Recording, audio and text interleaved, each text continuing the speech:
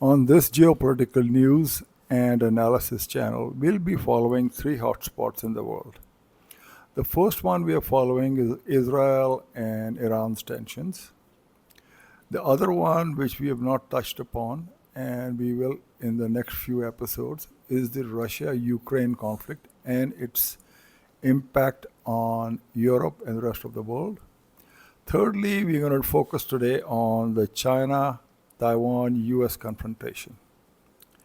In short, we'll discuss today the Chinese strategy uh, taken out of the book of Sun Tzu, The Art of War.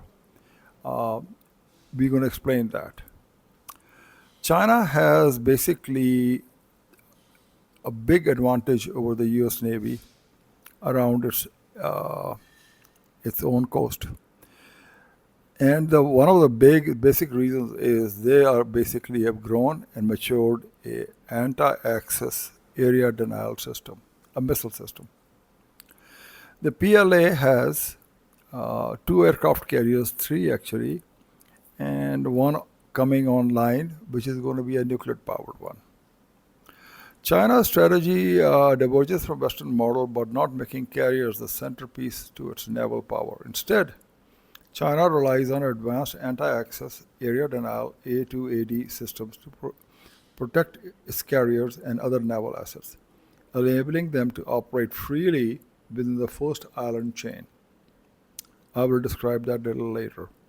This strategy is designed to project power into the Indo-Pacific while keeping new naval forces at bay, particularly in scenarios involving Taiwan and other regional conflicts. Now we'll describe how China A2AD systems shield its growing carrier fleet. The advent of sophisticated anti-area access denial systems limited the power projection of the Western naval assets. This provided China an option to use aircraft carriers within that bubble, the shield provided by the anti-access area denial system. So the area denial and anti-access has A2/AD has seriously stunted the ability of the Western surface fleets to move their assets within striking range of different targets. And China military has led the way into this new revolution in naval warfare. For China, they have a multi-step strategy for dominating Indo-Pacific. Starting with the first island chain, there are three island chains, each radiating out from the previous one. The first island chain runs from Japan through Taiwan all the way down to the Philippines. The second island chains consists of tiny South Pacific islands that track from the Japanese island of Okinawa all the way up to US-controlled Guam. And the third and final chain comprises Alaska's Aleutian Islands and jogs down to the Hawaiian Islands. For China to dominate the Indo-Pacific, it must ultimately come to control all three chains. The main priority now, however, is to dominate the first chain. That is where the China's sprawling A2AD constellation throughout South China Sea, for instance, comes into play. From these forward deployed positions, China A2AD systems can rebuff attempts by US surface ships to come within range of Chinese forces that may be engaged in an invasion or even a blockade of Taiwan or some other hostile action against another such ally such as Philippines. US Navy without the ability to reliably project power against the Chinese forces in the first island chain, forces certainly have a strategic free hand of what they view as a sphere of influence.